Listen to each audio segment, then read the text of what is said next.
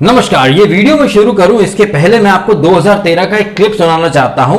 Smriti Irani BJP की एक fire brand नेता है, बहुत बड़ी बड़ी बातें करती हैं। उनका 2013 का क्लिप सुन लीजिए पहले।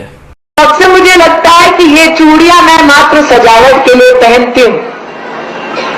कभी कभी मन करता है कि केंद्र में बैठी कांग्रेस की सरकार को अपनी ये चूड़ियां भेंट कर दूं और कहूं कि तुम पहन के देखो जरा।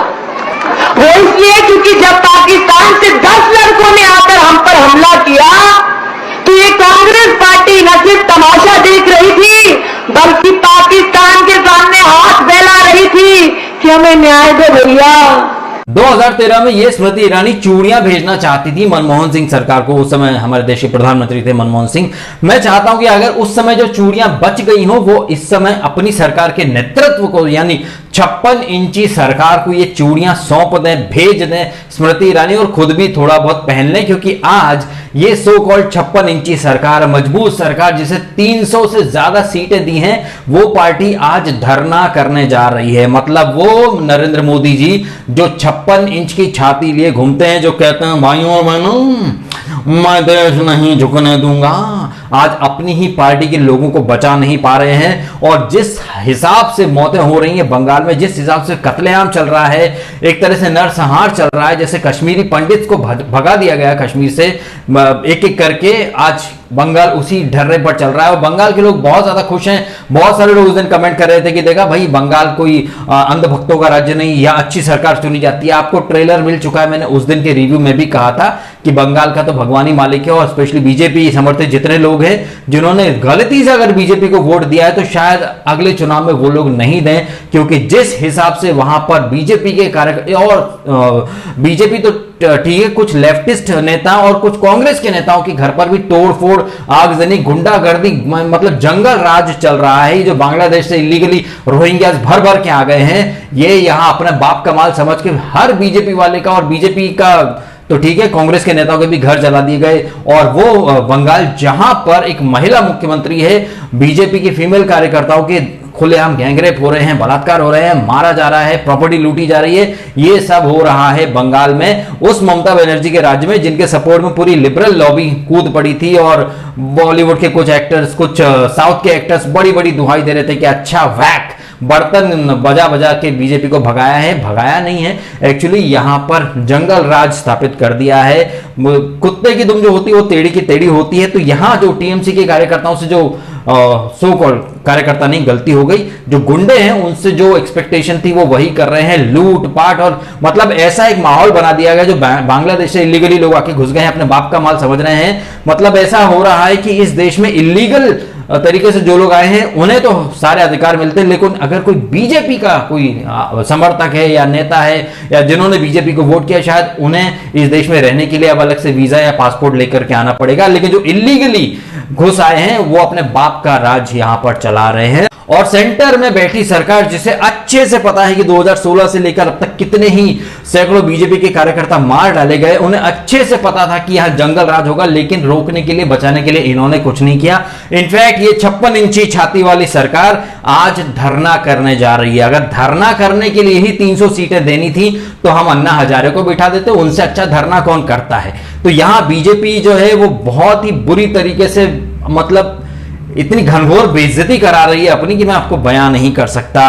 कौवा चला हंस की चाल, अपनी चाल भूल गया। जो लिबरल्स हैं, जो एक वो लॉबी जो बीजेपी को काफी दिनों से फांसीवाद, नाजीवाद पार्टी बोलती आ रही है, उन्हें खुश करने के चक्कर में सबका साथ, सबका विकास और सबका विश्वास ले डूबा। ये सबका विश्वास जीतने के चक्कर में बीजेपी का जो लॉयल वोटर है उसका विश्वास बीजेपी से टूट रहा है। बीजेपी को जिन्होंने वोट करा वो अब गलती से भी वोट नहीं करेंगे बीजेपी को, क्योंकि उन्हें पता है कि अगर लोगों को पता चल गया कि बंगाल में रहने वालों ने बीजेपी को वोट कर दिया तो फिर टीएमसी के गुंडे ढूंढ ढूंढ के मारेंगे लोगों को। और ममता बनर्जी तो बोल देंगे भाई उन्होंने तो चुनाव के पहले इस्तीफा दे दिया था, अभी उन्होंने शपथ ली नहीं है तो वो तो कुछ कर नहीं सकती, सब सेंटर करेगा। और सेंटर बोल देगा भाई हम तो हार गए, उधर ममता की सरकार है, हम क्या करें, हाथ खड़े कर देंगे, मरेगी कौन, जनता। ये जो एक एग्जाम्पल सेट कर रही है ना बीजेपी, ये बहुत बहुत बहुत ज्यादा नुकसान करने वाला है। और वो तमाम लोग जो इतने दिनों से चिल्ला रहे थे कि टीएमसी लाओ, आपने टीएमसी ले आए, आज ये जो हो रहा है ये आपके साथ भी अगर हो जाए तो फिर तब विधवा विलाप मत करना। बहुत सारे ढोंगी लोग हैं जो आए दिन कोरोना से जो मौतें हो रही, बहुत विधवा विलाप करते हैं, लेकिन जब बंगाल में बीजेपी के लोगों को ढूंढ ढूंढ के मारा जा रहा तो लोग हंसते हैं, मुस्कुराते हैं। फिर कल को तुम्हारे साथ यही होगा तो फिर रोना मत। एक और बात यहां पर बीजेपी के निकम्मेपन की हाईलाइट करना चाहूंगा कि पिछले 5-6 सालों से एक पूरी गैंग न सिर्फ एस्टैब्लिश हुई है, बल्कि उन लोगों ने लोगों को इतना ब्रेन वॉश कर दिया है और इतना बढ़िया तरीके से इकोसिस्टम बना रखा है कि सेंटर में बैठी सरकार जो 300 से ज्यादा सीटें लेकर के आई है, खुद को मजबूत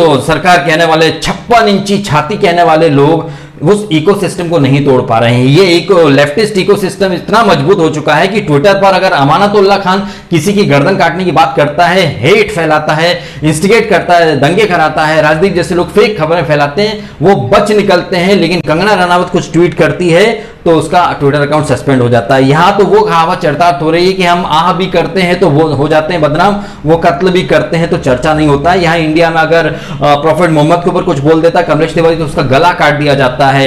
कोई नित्यानंद बोलते हैं तो उनका सर कलम करने की फतवे इश्यू हो जाते हैं। उस इकोसिस्टम को सेंटर में बैठी सरकार रोक नहीं पा रही है। यहां अभिसार जैसे, पुण्य प्रसून जैसे, रवीश जैसे दल्ले एक प्रोपेगेंडा रचते हैं, सरकार धृतराष्ट्र बनी देखती रहती है, ना उन्हें कुछ दिखाई देता है ना सुनाई देता है। ये जो प्रोपेगेंडा पिछले 5-6 सालों से फल फूल और इस्टेब्लिश हो चुका है, अब इसको तोड़ पाना मुश्किल है। मुझ जैसे कुछ 2-4 लोग होंगे जो आपके सामने तस्वीर का पर्सपेक्टिव, एक रियल पर्सपेक्टिव लेकर आते हैं।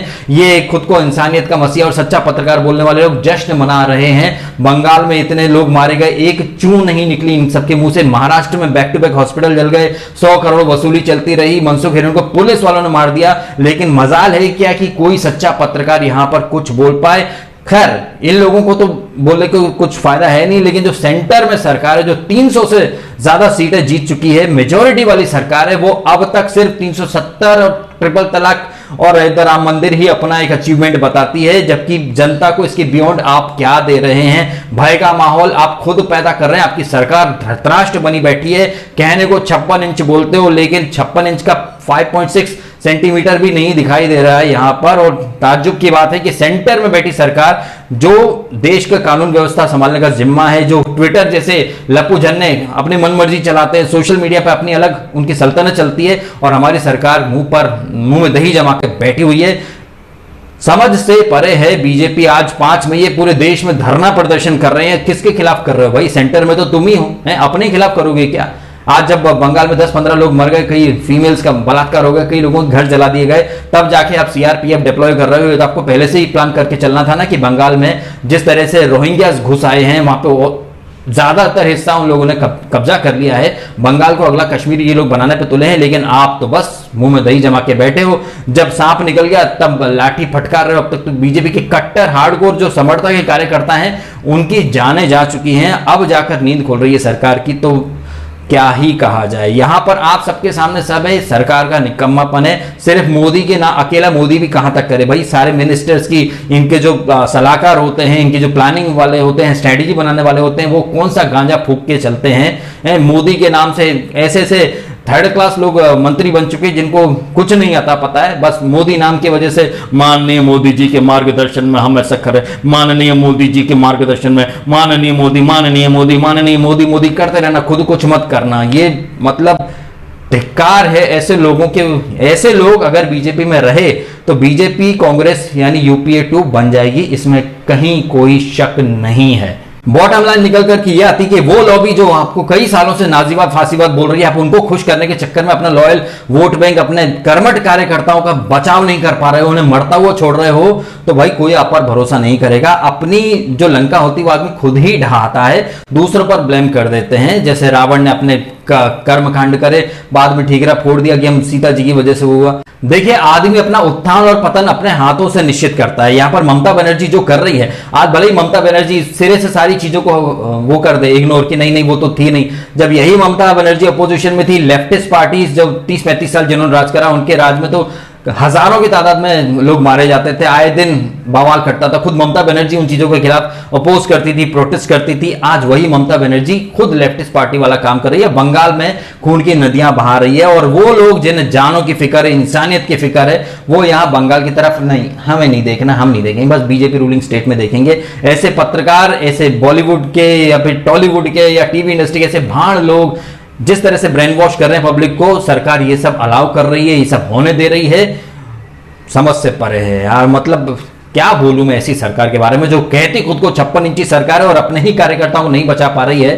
तो ऐसी सरकार से उम्मीद रखना बेईमानी है, बहुत बहुत बेईमानी। और आज नेशनल लेवल पे धरना कर रहे हैं। और बताइए, सेंटर में बैठी सरकार, धरना करने के लिए चुनी गई है ये सरकार, अपने ही हाथों अपनी ही कब्र खोद रही है भाजपा सरकार। ये बोलकर ये वीडियो में करता हूं खत्म। बंगाल में जो लोग मारे गए हैं उनके प्रति मेरी प्रार्थनाएं हैं, संवेदनाएं हैं, इससे ज्यादा हम कुछ कर नहीं सकते। जिन्हें करना है, जिन्हें ये मोदी रोक सकते थे, वो तो रैलियां करके भाई और बहनों अपना काम बनता, भाड़ में जाए जनता, ये बोल के दीदी ओ दीदी करके निकल लिए। वो तो दिल्ली, जब पता था उन्हें कि बंगाल के क्या हाल हैं, तो बहुत डिसअपॉइंट किया है बीजेपी ने इस पर्टिकुलर मैटर में। तो ये जो चूड़ियां भेजती थी स्मृति ईरानी, आई थिंक वो खुद भी पहन लें और मोदी जी को भी भेज दें, क्योंकि ये जो सो कॉल्ड 56 इंच छाती वाली सरकार है ना, ये एक्चुअली में चूड़ियां पहनना ही डिजर्व करती है। इनके राज में एक पूरी जो ब्रेन वॉश करने वाली गैंग है वो फल फूल के स्टैब्लिश हो चुकी है और ये सरकार मूक दर्शक बनी देखती रही। गुंडा राज बंगाल में चल रहा है, सरकार मूक दर्शक बनी बैठी, कुछ नहीं कर रही है। मतलब निहायत ही थर्ड क्लास एटीट्यूड दिख रहा है मोदी सरकार और उनके तमाम स्पोक पर्सन, उनकी आईटी सेल और उनके सो कॉल्ड चाणक्य नीति वाले विद्वानों का। कमेंट कीजिए आप भी, आपके ओपिनियन। वीडियो आपने देखा, समय निकालकर आपका बहुत बहुत धन्यवाद।